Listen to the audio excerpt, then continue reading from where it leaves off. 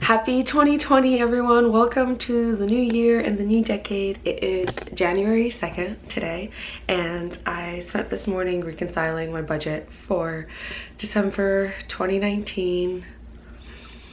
Whew. So I'm gonna go over that with you and create my new budget for January 2020. So let's see how I did for December. Here is the final summary of my December 2019 goals versus spending and the difference. So if you look down here, my goal was to spend $2,247.49. I spent $2,340.67, and so I went over my budget by $93.19. This was the first time I made a monthly budget in almost a year, so I knew I was not going to be perfect at it. There was a lot of unexpected charges as well, which I'll go over. Yeah, there were things that I expected because I know myself and I know I have problems with it. Budgets are super personal because I'm not only sharing how much I make and how much I spend, but also my habits and who I am as a person. But we're gonna go over it. I'm gonna learn from it. I'm not gonna be judgmental about it, and see where I can improve for next month. Starting from the top are kind of my essentials: the rent, my utilities, and my phone. Those were pretty standard. The reason my rent was I spent over $20 on was because my roommate and I ordered food and she paid for my burger and fries, and so she subtracted that amount from her portion of the rent because they all sent their rent to me. So it was because of food, basically. My utilities and phone were fine. I just want to go to the next step, which is groceries. I went overboard groceries by $11.50. But here's the thing. If I break it down here, my breakdowns, this is all my groceries. I didn't really need to spend that much in groceries because I had a lot of bulk items I could use. Most of it was because I got junk things like Beyond Meat and ice cream. Frozen fruit's fine.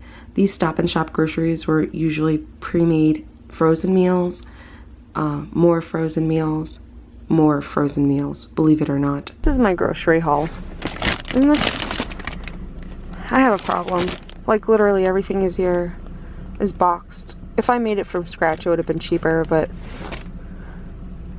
I'm addicted to processed food and junk food. I spent the last week of this month house sitting for my coworker, and so I bought groceries for the week.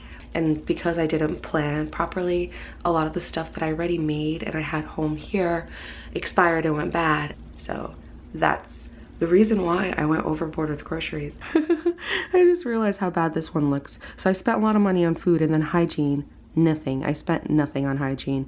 Hygiene is just, I called it hygiene, but it's really for things like shampoo and conditioner and soap.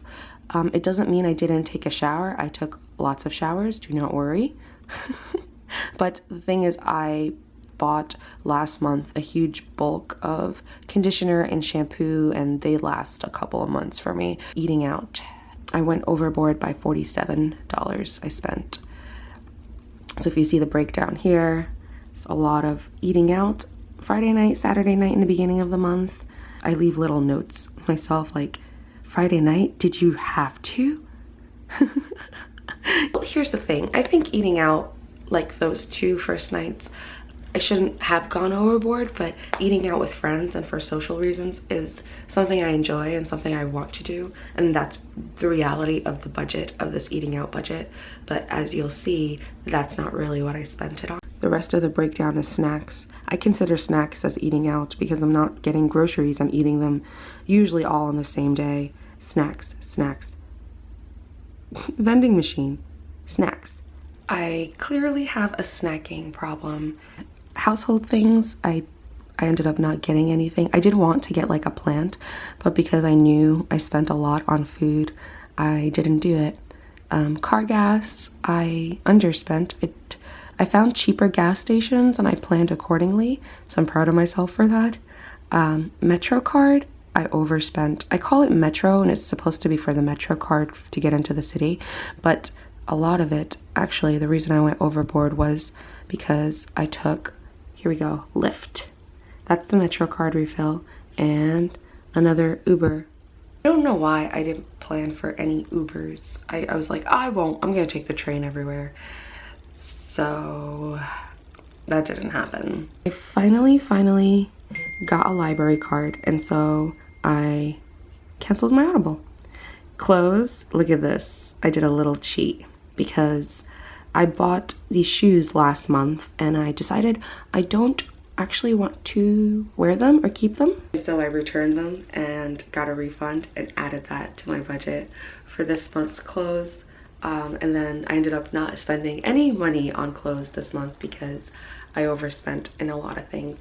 It turned out to be fine. I don't need any clothes really, like really when you think about it. And then we have entertainment and free, $100.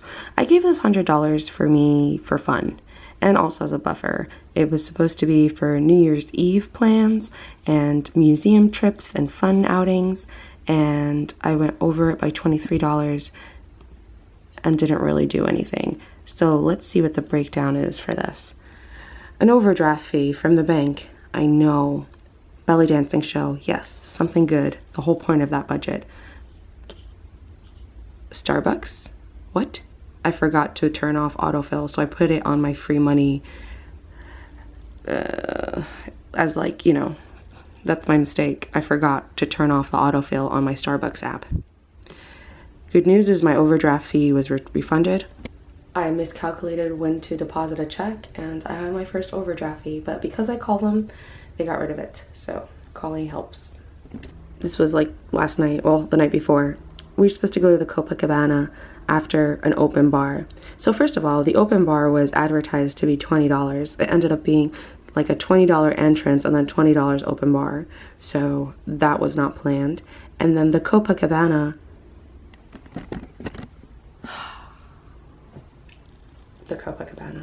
I've never been there. It just reopened. It's like one of the oldest bars in the city, and we wanted to just dance some cool music and like enjoy it. And we ended up standing in line outside for 30 minutes, and then the NYPD came and shut it down because it was over capacity and we didn't get in. And so I'm hoping to get a refund for that. The bouncer in the front said that we should call them and get a refund, but we haven't heard from them yet. They might still be closed. I don't really know, but it's frustrating. And yeah, it looks like I spent $65 just for New Year's Eve, and 45 of it was like unexpected. But that's New York City. My Geico is my once every 6 months payment, so this is not going to be an every month payment. The final unexpected charge, if you notice, I don't have anything here because I didn't really plan. I forgot that I have to pay for some car things, and pay I did. $169 went to car things. Car things.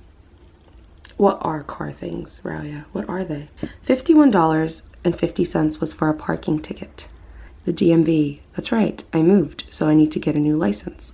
That was $11. But to get a new registration and a plate, it was $106. And yeah, that is all of that.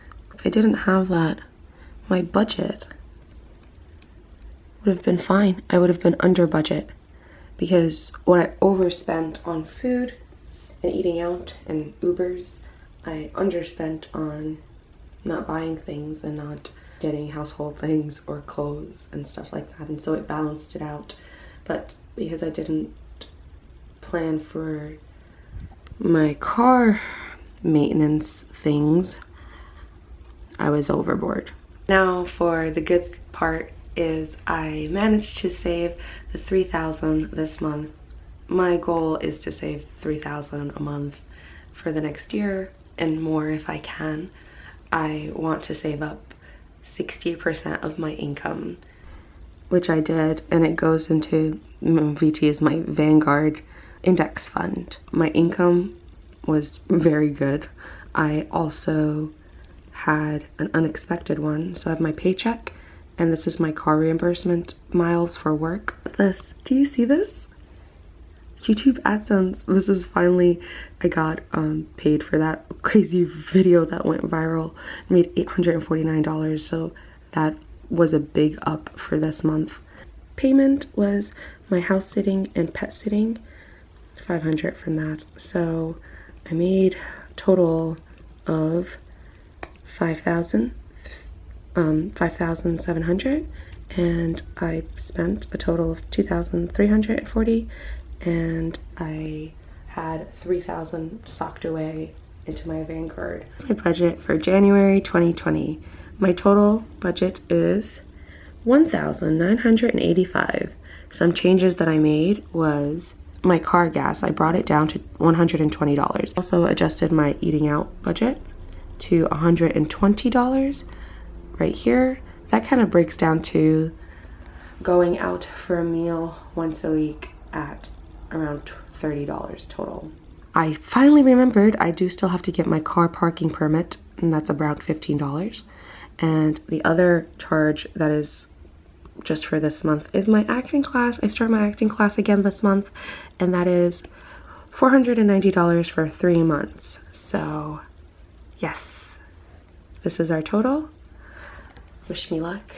Mental fitness, health fitness, and financial fitness are all linked, and my 20 and 20 goals are to be fit in all 3 of them. So I hope as the year progresses, I can look back at this and see how much I've improved in all 3 ways. So thank you for joining me. I will see you in the next video, and have a great start of the new year. Bye.